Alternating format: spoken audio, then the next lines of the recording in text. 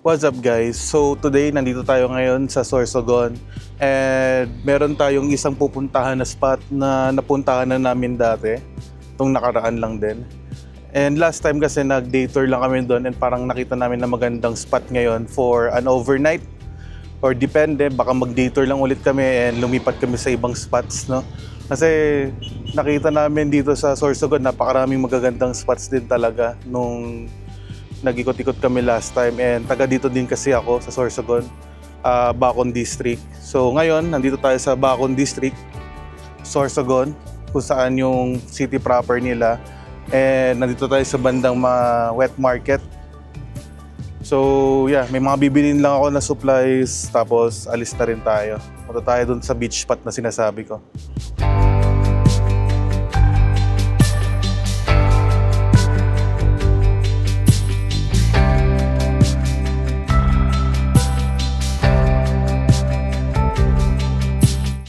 And kasama din nga natin ngayon sa biyahe natin for an overnight trip itong DJI Power 1000, no?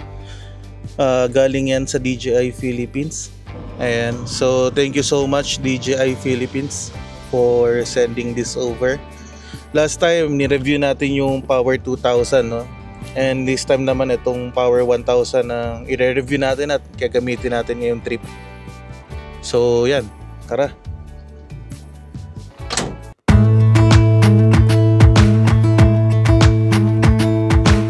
Into the car on a Friday night, I wanna drive with you.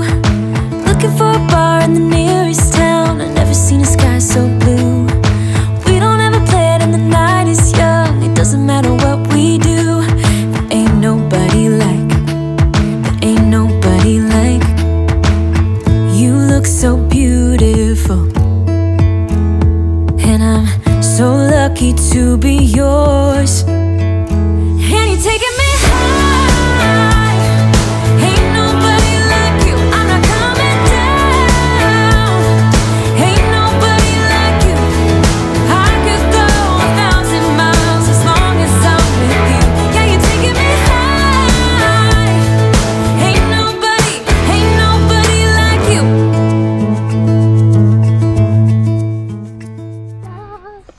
Nandito na kami sa Tia Heidi Beach Camp. Sama ko tong kulokoy na to. Say hi. Hello. What's your name? Iori. Sama ko si Yori, pinsan ko. Dito tayo sa Tia Heidi Beach Camp. Puntahan natin sila doon, nakasetup na. Ayan, nandito na tayo sa beach camp. At ito yung setup natin. Ayan, si Yori igalagay ng water For the hot pot. yeah. In a hot day. Hot pot on a hot day. Hi Shara. Hi. Is it this much? Where are you? At the beach. We want to like because the water is not coming up. Yeah. Low tide kasi ngayon. So, is it hot today? Yes. I was working. How to melt? Yeah, Shara's sweating a lot. Kaya meron kaming dinalang fan sa bahay, desk fan. Tapos gamit din namin yung cargo fan namin. Wait. What? I got bad news because That's Kuya dirty. Brandon put his sweat on my face. Ayan, medyo mainit talaga ngayon kaya nagdala kami ng desk fan namin sa bahay, tapos portable fan. Yan, lahat yan nakasaksak dito sa DJI Power 1000 V2. Ayan, currently nasa 92% tayo at ang output natin is nasa around 91 watts. Ayan, 90 watts. Meron pa tayong charge sa ating mga drone controller. Tapos batteries. Ito, batteries no Action 5 Pro natin. And dito rin nakasaksak yung ating ice ko. Ito sa Power 1000 V2. Yan. Ito yung drinks natin, pati ibang food. So, yun. Low tide pa ngayon, kaya hindi pa makaswimming yung mga bata. Guluto muna kami ng lunch para makapag-lunch na sila. Ang lunch ngayon is hot pot. Yan. Hot pot on a hot day. Hot pot on a hot day. Yay! To melt. And habang nagluluto sila doon ng lunch natin, dito muna tayo sa ating DJI Power 1000 V2. Currently, ang output natin sa ating DJI is nasa 194 watts. Kasama na dyan yung ating laptop na sinacharge ngayon kasi meron tayong gagawing konting trabaho lang. And yung ating ice ko, yung ating portable fridge, nakasaksak din dito sa ating power station. And syempre, yung mga camping fans natin, yung portable fan natin doon. And meron tayong dalang isang desk fan dito, no? Ayan, so nandito tayo sa isang beachside camp area. Currently, nasa 86% pa tayo. And perfect naman din tong DJI Power 1000 V2 kasi meron siyang 1024 watt-hour battery capacity. It supports long term or kahit siguro para sa mga weekenders na nagka-camp or kung saan man kayo pumupunta for outdoor use. It supports multiple devices. So itong DJI Power 1000 V2 ay merong high power output na up to 2,600 watt-hour. Stable output ito, sustain until fully depleted yung battery. So dito naman tayo sa mga nakasaksak natin sa Power 1000 V2. Meron tayong 4 AC ports. Yung apat na to nandito. Ayan. Yung dalawa dyan parang universal. Tapos yung dalawa naman is yung parang regular na AC power plug. Tapos nandito yung button para sa AC plugs.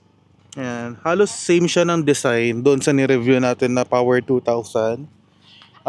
Meron ding apat siyang AC plugs. Ang naiba lang is meron tayong regular USB Type A port. Ang max output is nasa 24 watts. Ayan, kung nakikita nyo. And sa USB-C naman, meron din tayong dalawang USB-C port na ang max output naman is 140 watts. Meron ding fast charging capability when plug sa outlet sa bahay. So, isi-switch nyo lang tong switch dito doon sa may dalawang lightning kung gusto niyo mag-fast charge siya habang naka-charge sa bahay. And kung gusto niyo naman yung normal charging lang, ayan, nandito lang sa right side. And dito naman yung saksakan na para sa plug sa bahay. And yung dalawang SDC ports para sa mga DJI fast charging na nabibili sa kanilang website or sa mga stores. Pwede dyan yung mga fast chargers ng DJI drones and it can fully charge your drones for 30 minutes. Solar and kagaya nga nung ating car charger. So kanina charge din natin to gamit yung ating car charger from DJI as well. Ano na sitwasyon ng ating lunch? Ito yung ating stir-fried na beef. And magsusup tayo mamaya. Kasi yung mga bata mahilig sa soup. Where's Shara? Shara don't want to come out? Shara disappeared. Shara! Ayan, nandun sila ni Jack sa kotse. Where are you? Ayan. Diyan ka muna maupo. Mag-work man ako saglit dito.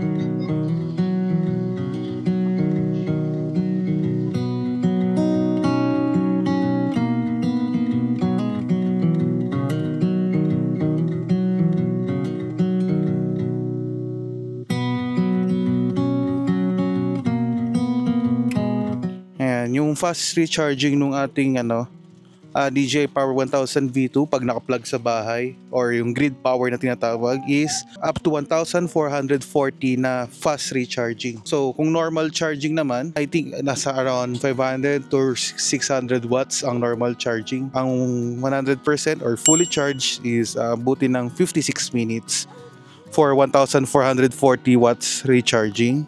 And kung up to 80% lang Ang charging naman is nasa 37 minutes. Ganun lang kabilis i-charge tong DJI Power 1000 V2. And so that's pretty much it, no? Para sa mga saksakan natin dito sa Power 1000 V2. Halos same lang design lang talaga, no? Sa Power 2000 na meron tayo. Meron ding exhaust vents sa magkabilang side yan, left and right. And yung handlebars. Also, kung i-charge nyo naman siya using the car charger na meron tayo, if i-max nyo siya sa 1000 watts or 1024 watts na kaya ng car charger, it can only take up to 78 minutes para mag-fully charge yung ating DJI Power 1000 V2. And kung ang gagamitin nyo naman is yung combo na solar and car fast charger na 1,800 kilowatt, it takes 45 minutes to fully charge the DJI Power 1000 V2. So gaya ng ating DJI Power 2000, etong 1000 V2 naman also supports up to 5 expansion batteries, increasing the capacity to 11,264 watt-hour. Basically, it can also serve as your backup power sa bahay, no? And it also supports up to 99% ng home appliances na meron kayo. Pwede kayong mag-charge dito ng mga tablets nyo, laptops nyo, anything na meron kayo sa bahay, including fridge, fans, aircon. Kayang paanda rin ng aircon dito, definitely. And also, gaya ng ginawa natin sa DJI Power 2000, etong 1000 V2, definitely kayang-kaya niya yung mga ginamit natin na coffee machine, induction cooker, and also pala yung blender. For our scenario ngayon, gamit lang natin siya sa ating desk fan dito sa ating beach camp. Tapos meron yun nga yung portable fan, and syempre yung pag-charge ng ating drones, and yung extra batteries ng ating camera, action camera. Ayan, dito rin nakasaksak yung ating laptop, tsaka yung ating portable fridge. So, compared doon sa unang release ng Power 1000, yung version 1, itong version 2 naman, ngayon ay LFP cell na siya. Retains 80% after 4,000 cycles. So meaning from 0% to 100% na ginawa nyo charge, 4,000 cycles na ginagawa nyo yon, bago lang siya bababa sa 80% ng kanyang capacity. Ang approximately na lifespan ng battery bago bumaba ng 80% is up to 10 years. Even with frequent use lang. So part ng safety design nung Power 1000 V2, meron siya 19 temperature sensors and 25 na built-in fuses.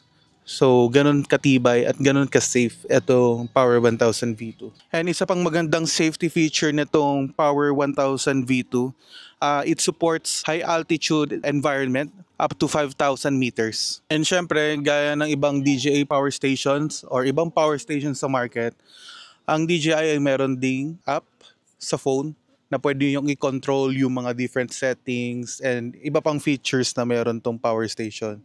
Mamaya mag-dive in tayo doon and mag-lunch muna ako kasi lunchtime na, kumakain na rin sila dito. Anong lunch ulit? Sino nagluto ng ating lunch? Who cook our lunch? Yori. Yay! Yori cook our lunch. Siyempre with assistance of Ate Lala. And ito, ang ating malditang batang makulit. Makulit Shara. Who's makulit? Sarah. Shara. Yan. Kumakain na rin. Yan, mahilig siya sa soup. Ito rin. So kakain muna kami. Yan, kuha tayo ng drinks natin. Wala na pala, halos naman yung ref natin. Oh. Naluto na. Drinks na lang. Isang coke na lang laman. Mamaya wala tayong pagkain. Bibili na lang mamaya sa labas. Cola. Cola Monster.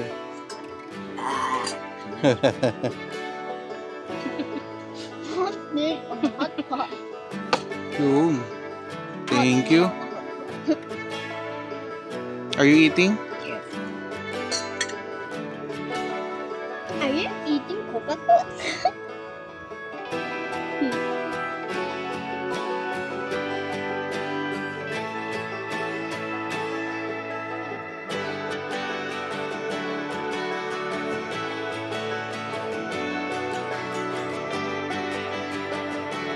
Ayan, habang nag-swimming sila dyan, discuss ko din muna sa inyo yung sa DJI Home app.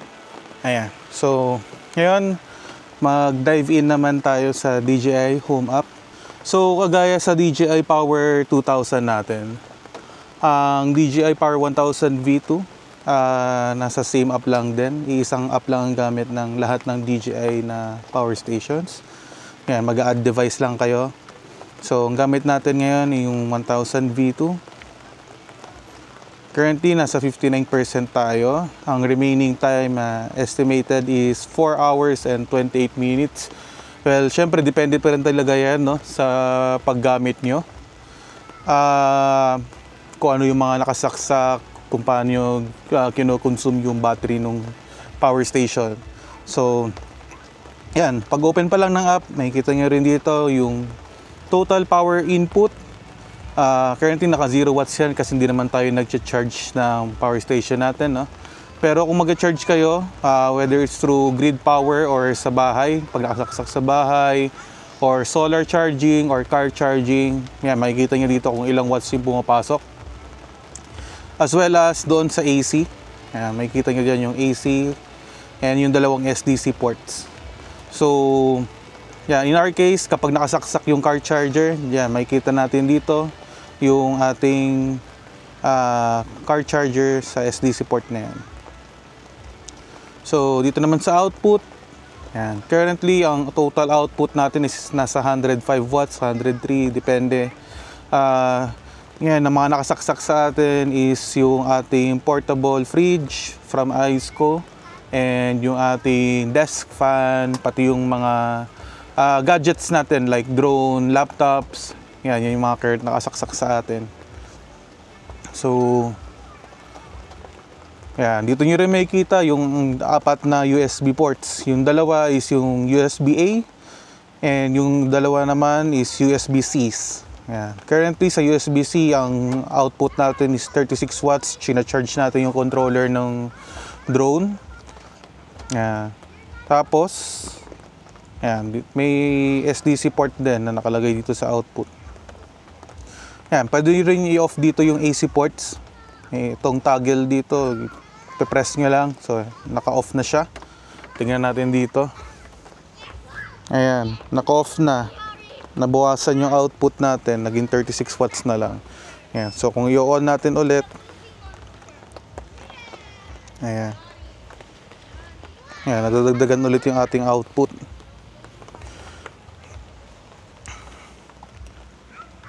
So, sa settings naman tayo, halos same lang din talaga siya din ng Power 2000. Yan, dito rin yung makikita yung firmware update kapag may update. So far, nakadalawang updates na tayo dito, no? Simula nung in-unbox natin siya and kanina, bago tayo umalis, nag-update ulit yung firmware nung Power 1000 V2. Energy management, dito nyo rin yung makikita sa settings. And general settings. And same lang sa Power 2000 yung settings natin dito actually. Ang device timeout, ang device screen timeout is nasa 5 minutes. Tapos yung device timeout and AC timeout is naka-never since meron tayong portable fridge na kailangan umaandar lagi kapag need ng compressor niya umandar. Pero ngayon nakaset na siya sa desired temperature niya. So ang kinakain na lang nito na usually na baterya sa ating power station is nasa 1 watt or 2 watts or up to 5 watts actually. Pero minsan nasa 0 na lang yan. Basta pumasok na siya sa desired temperature na sinet nyo. Ayan. So far, that's pretty much it, no? Dito sa Power 1000 V2 or dito sa may DJI Home app din natin. So, yeah. Perfect na perfect tong power station para sa mga nag-van life, sa mga nagka-camping or overlanding kagaya namin. And kahit sa home backup power nyo, no? Pwede ito sa mga nag-work from home. Especially, kagaya namin na naka-work from home kami. Usually may mga brownouts talaga, no? Power cut-off sa bahay na nangyayari. So, kailangan namin ng internet connection pa rin, number 1. So sinasaksak din namin dito yung aming modem or yung internet modem natin, no? Pati yung ating mga laptop pag kailangan na mag-charge ulit. So very useful. Hindi lang siya pang outdoor or kung ano man, no? Pwede talaga to sa bahay. Kasi 99% ng appliances sa bahay ay guarantee gagana yan dito. Subok na yan. So yeah, tingin ko dito sa Power 1000 V2, bukod sa pang weekend camp, no, hindi naman nagko-content creation or kung ano man yung mga ginagamit, it would last around siguro 3-4 days or pwede sigurong 1 week din, no? Depende talaga sa usage nyo. So yan, kagaya namin ngayon, para lang matest talaga yung capacity ng power station, gumamit tayo ng desk fan. Ayan, tapos yung mga gadgets natin, laptop, dyan naka-charge sa Power 1000 V2. Yung portable fridge natin, at kung ano pa na meron kami dito ngayon, no? Ito yung setup namin ngayon dito sa beach camp. Yeah. Tapos, ito yung area ng Tia Heidi's. May CR doon, tapos mayroon tindahan din doon. Kapag meron kayong mga supplies na nakalimutan bilhin, may tindahan dito. Tapos may mga cottages din. Ayan, yung Tia Heidi's, makikita nyo dito sa may Bacon District, Sorsogon, no? Magbisitahin nyo, napakaganda ng spot din nila. Tapos kahit 4x2, kaya dito sa beachfront, no? Huwag lang siguro dun sa pinakababa na, no, malapit sa dagat, delikado na din. Pero ito, very compact, matigas pa yung harapan. Kayang-kaya ng 4x2. Yan, dito tayo nakaspot. Galing na rin tayo dito dati, inocular natin, no? Kaya dito siguro 15 to 20 rigs, maluwag pa. Yan. Ang isa pa kasi sa nagustuhan ko dito sa Tia Heidi's Beach Camp, hindi siya crowded actually. Since bago lang din siya and bawal lang video okay dito, hindi nagpapa-video okay ang may-ari dito ng campsite sa pagkakaalam ko. Tahimik lang siya. Unlike sa ibang beach resorts na kahiliran nito. Ayun, medyo crowded na sa iba. Ito, payapa lang. So, yun lang din naman talaga yung gusto namin, no? Kapag may mga pinupuntahan kaming areas, minsan di may iwasan na may mga kaibigan tayong kasama, malaki-laking grupo tayo, may mga konting ingay lang din talaga, no? Pero as much as possible, nire-respeto din namin yung katahimikan. Sumusunod din tayo sa mga rules ng campsite. Yun lang. Ito lang din talaga yung gusto namin ginagawa sa buhay. Kapayapaan, katahimikan, yan. Swimming, yan. Maka-beach talaga kami ni Lala. Yan, paborito namin ng mga beach spots. Kaya nung nag-summer kami, sobrang nag-enjoy din talaga kami doon. Kung di nyo pa napapanood yung summer vlog natin, panoorin nyo din. Makikita nyo dyan sa ating YouTube channel din. Yan. Magsiswimming na rin tayo. Ito muna tong power station natin. At safe na safe naman yan dito. Dahil may mga bantay din naman sila at iilan lang naman kami dito. Abot tanaw naman. Go! Ligo na tayo. Tumaas yung tubig, no? Yun, no? High tide na talaga. Turop ng tubig, di ganun kalamig. Ngayon, why are you screaming? Mamita. What will you tell to Mamita? Mamita, can you not get us out of the water? Ayaw na umahon. Ikaw, ang nangyari sa'yo? Playing. What happened? Just this. I'm doing this. Diyan. Sarap. Yun ang sarap ng Ito dagat. pala, hindi hindi na... Let's go! Let's go. I don't have shoes. I don't have... Huh? Let's just stay here. Why? We want to go. I don't have aqua shoes. Let's go. There are rocks there.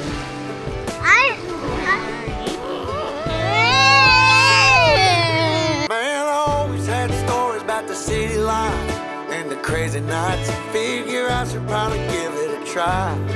maybe check it out, see what it's all about. But the traffic was fast and the money was slow. The people I met you never get to know. I kinda miss this place I used to live back home. 'Cause up here it's breakneck, paycheck, rat race, what's next? I'm tired of feeling like a small fish in a big pond. I think I'll go back where I came from. So that is it para sa ating DJI Power 1000 V2. Syempre, special thanks sa DJI Philippines for trusting us to review their products. Maraming salamat din sa inyong mga nanood hanggang dulo. Ilalagay ko na lang yung ibang details sa description box. Hanggang sa susunod nating adventure, kita-kits! Yeah, I ain't here to try to change your mind, trying to save your time. In case you're thinking about breaking out the bucket list, girl, you can skip this funny business.